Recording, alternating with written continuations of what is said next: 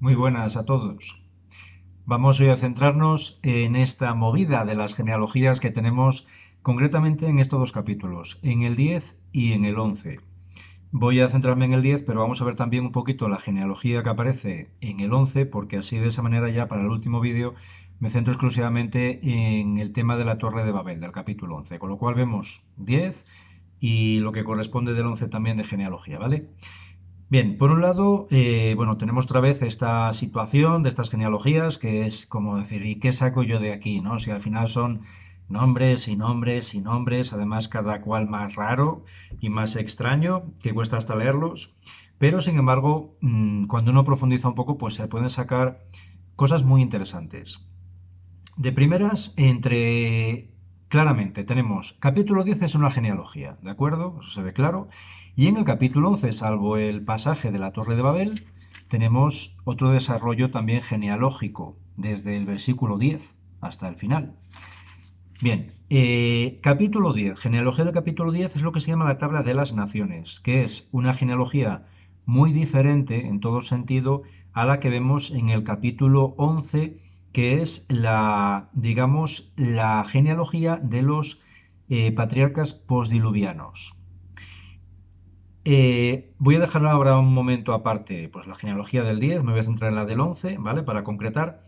En la del 11, esta genealogía, el esquema que tiene es exactamente igual, como vemos, a una que ya habíamos visto, que ya conocemos bien, que es la del capítulo 5. Recordamos cómo la genealogía del capítulo 5 era la genealogía de los patriarcas antediluvianos. Ahí nos aparecía esa genealogía desde Adán hasta Noé. Lo que nos manifiesta esa genealogía es esa vinculación, ese nexo que hay entre Adán, el primer padre, y en este caso Noé, con toda la situación que hemos visto. No vamos a entrar en detalles. Bien. Es muy significativo también el simbolismo del número. También habíamos comentado esto. Son 10. En esta genealogía hay 10 generaciones. Recordamos la importancia del número 10 en el sentido, dentro de la Biblia, en el sentido de como las 10 tablas de la ley, que es muy emblemático. Es decir, es esa perfección en el cumplimiento de la voluntad de Dios. Bien, pues igualmente vemos cómo se va cumpliendo esa voluntad de Dios en Adán a través de esas 10 generaciones.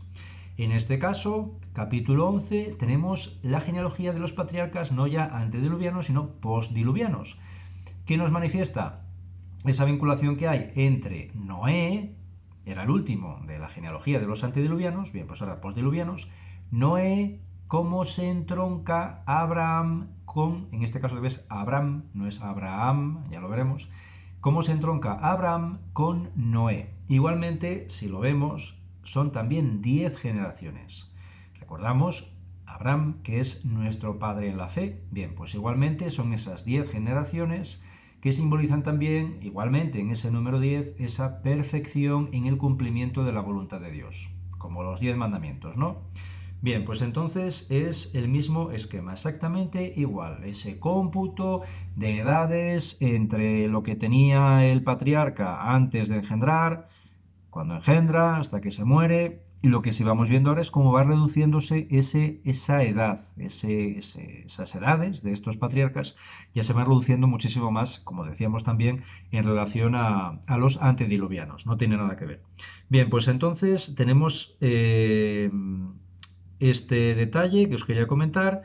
Y luego la última parte del capítulo 11, eso sí, a ver, que se me ha pasado la hoja más de la cuenta. La última parte del capítulo 11, versículos 27 a 32, ahí ya no es esa genealogía, sino que allá se centra directamente en la descendencia de Terah, es decir, en el contexto de la situación concreta de Abraham, de su situación familiar, sus vínculos familiares y cuando salen de este área, de Ur de los Caldeos. Eso ya lo veremos ya la semana que viene, cuando entremos ya de pleno con la figura de Abraham. Ahí lo dejo, ¿vale? Ahí no voy a entrar. Y luego es significativo que en este esquema que tenemos, tan marcadísimo como el capítulo 5, igual que veíamos en el capítulo 5, una novedad, una gran diferencia es con Heber, porque en Heber no se nos habla solo del primogénito que tendrá, sino que se nos habla de dos hijos, de Peleg y de Yoctán. ¿Por qué?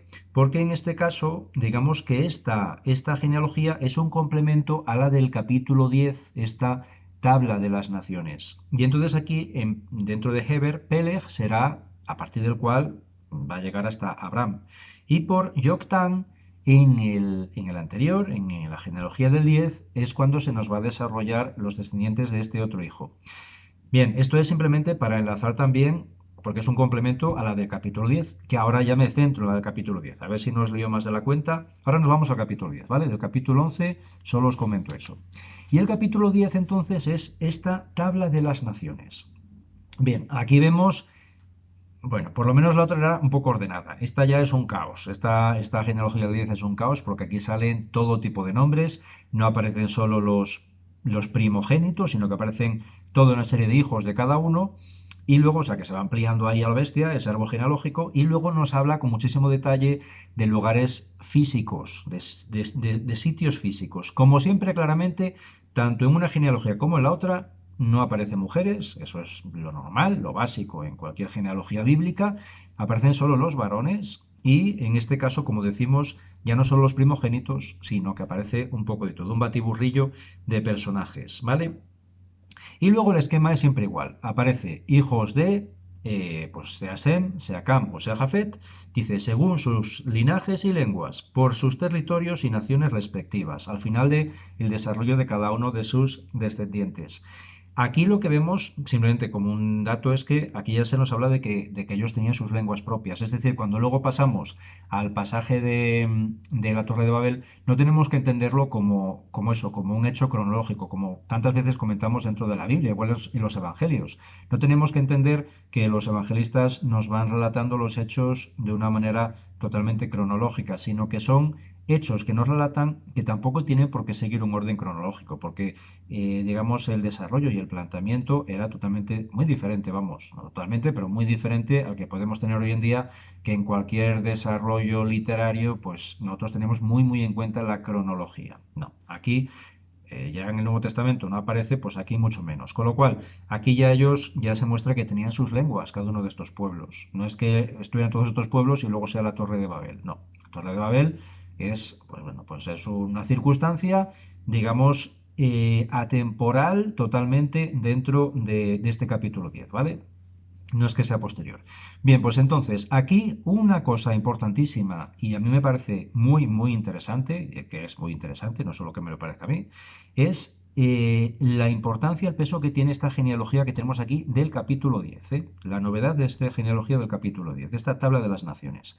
Aquí se nombran muchísimos pueblos. En total hay como unos 70 pueblos que se están nombrando. Son pueblos históricos dentro de todo ese ámbito, ¿de acuerdo?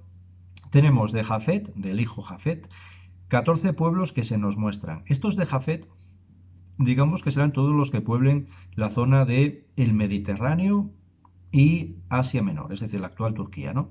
Bien, aquí dentro de estos, como cosa así también anecdótica, aparece, por ejemplo, uno de los descendientes de Jafet será Tarsis, en el versículo 4 del capítulo 10. Bien, Tarsis, digamos que sería España. De ahí, bueno, pues según los entendidos, los estudiosos, vendría ese Tarsis, sería Tartesos, esa cultura tan poderosa que hubo en la antigüedad en la zona de la actual Andalucía y sur de Portugal. Bueno, pues esa zona de lo que era creo que después la Bética, ¿no? Con los romanos. Bien, pues este pueblo de Tarsis además aparece muchísimo en la Biblia, porque nos aparece en el primer libro de Reyes, capítulo 10, versículo 20, en Isaías, capítulo 2, versículo 16, en Jeremías, capítulo 10, versículo 9, en el Salmo 72, versículo 10. Es decir, es un pueblo muy habitual en la Biblia, Tarsis, y bueno, pues siempre se entronca con ese Tartesos, ¿no? Con ese pueblo importante dentro de la antigüedad en la península ibérica. Bueno, pues esto lo que os digo, Jafet es el que se extenderá, los descendientes de Jafet, por toda la zona más de Europa. Y luego tenemos de Cam, pues estarán los camitas. Ahí hay tres grandes naciones que ya comenté la otra vez, aparte de muchas otras, ¿no? Pero está Etiopía, Egipto y Canaán. En Canaán recordamos cómo es la maldición, ¿no? No es a su hijo Cam, sino que será a través de su hijo irá a Canaán. Pero sin embargo aquí no tenemos que concebir ese Cam, los descendientes de Cam, como que todos llevan, pues, digamos, una consecuencia del pecado de su padre, sino que ahí se nos habla muy claramente y es significativo de ese héroe de la antigüedad, Nemrod, que será también descendiente de Cam. Nos habla de ciudades muy importantes como Nínive, esa ciudad importantísima de la antigüedad, ciudad histórica de muchísima importancia, donde recordamos también el caso de Job, ¿no? Job precisamente tiene que ir a Nínive a profetizar y tantos otros pasajes de la Biblia donde aparece Nínive. Y luego también se nos habla de Babel, aquí ya se nos habla de la ciudad de Babel también. Babel se nos habla en el versículo 10 del capítulo 10, Nínive en el versículo 12 de este capítulo 10. Bien, como vemos, bueno, pues todo un poco, digamos, con muchísimo detalle, ¿no? Y luego, evidentemente, de Sem, pues ahí vienen los semitas, bueno, pues ahí, a partir de Sem también será el pueblo elegido. Ahí es lo que decimos, ¿no? Dentro de los descendientes de Sem, en ese Heber estarán Peleg y Joctán. De Joctán se nos habla en el 10 y se centra más en Peleg para ver ese desarrollo en el capítulo 11 hasta para entroncarlo con Abraham. Bien, en esencia, una cosa muy importante aquí, lo que os digo es que esta tabla de los pueblos que tenemos, este capítulo 10, es un documento único en la historia antigua. ¿Por qué? Porque no aparece ningún documento tan completo de toda una serie de pueblos en ningún ámbito. Hablamos de toda esa área, por ejemplo, de toda la cultura del área de Mesopotamia con la importancia vital que tuvo, de la zona de Egipto. No hay nada parecido. Es algo totalmente novedoso. Y no solo por el desarrollo que tiene, sino que además por un detalle que es también importantísimo, porque es que aquí lo que se nos muestra es que todos estos pueblos son hermanos, provienen de un mismo origen, todos a partir de Noé. Y esto también es tremendamente novedoso porque precisamente en las otras culturas era justamente la antítesis, era buscar esa pureza dentro del pueblo, de su propio pueblo, hablemos de los egipcios, de los babilonios, o otros pueblos de toda esa área, ¿vale? Histórica, pueblos importantísimos, con muchísima literatura. Bien, pues todo era ensalzar su origen, su raíz, y el resto de los pueblos que no eran ellos, evidentemente eran pueblos malditos, que ahí no había ningún interés para nada en su origen. ¿Por qué? Porque eran pueblos pues malditos, pueblos que no tienen nada que ver, pueblos bárbaros, pueblos ignorantes. Evidentemente ellos trataban de mostrar esa pureza de ellos mismos y los demás ya pues nada, sin importancia. Y sin embargo aquí es la maravilla de que para nada, aquí lo que Dios nos muestra es todos tenemos el mismo origen, da igual que sean, aquí hablamos de los cananeos, se habla de los filisteos, se habla de los fenicios se habla por ejemplo de Sidón, ¿no? Y sin embargo estos pueblos que eran, bueno, pues paganos, tenían unas tradiciones terribles, unas tradiciones bárbaras a más no poder, como el hecho de sacrificar a sus propios hijos, ¿no? Etcétera, etcétera, multitud de cuestiones, aparte de que eran pueblos enemigos. Sin embargo, aquí se nos muestra que todos somos hermanos, todos tenemos ese mismo origen, esa conexión que hay entre todas las razas. Y esto es único y exclusivo de la Biblia y único y exclusivo de este capítulo 10, de esta tabla de las naciones. Aquí es esa gran importancia que tiene este capítulo, que bueno, si evidentemente uno no lo sabe, pues se le pasa desapercibido, ¿no? Con lo cual, sobre todo esto, yo creo que es un punto muy importante de meditación y de reflexión también.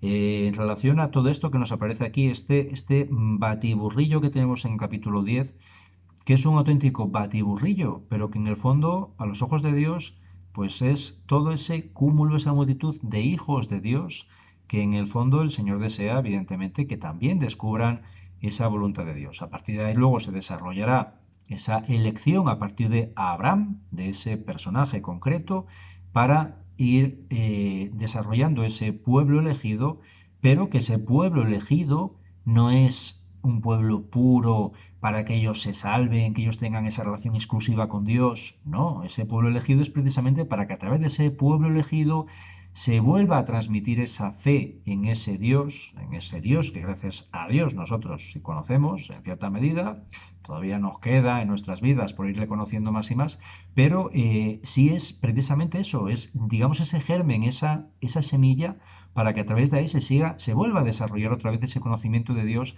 en todas las naciones y en toda la humanidad. No es un pueblo escogido para que se mantengan puros e intocables. Al revés, es un pueblo escogido precisamente para que a través de ellos se manifieste esa presencia de Dios. Con lo cual, este capítulo 10 es una pasada, es una maravilla, aunque nos parezca un rollo patatero, ¿vale?